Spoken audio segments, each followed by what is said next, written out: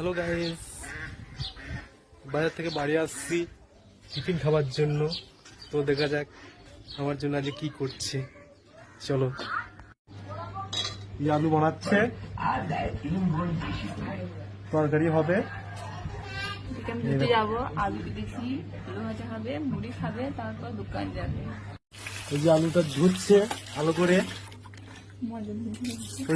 পরিষ্কার করছি, তারপর রান্না হবে। কড়াই তেল দিয়ে দিয়েছে, এবার আলু দেবে। রান্না করছেন, গিন্নি রান্না করছেন।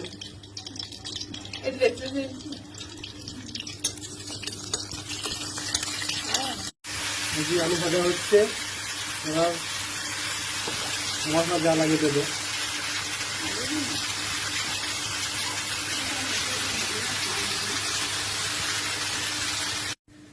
রান্না কমপ্লিট হয়ে গেছে, এবার খেতে বসবো।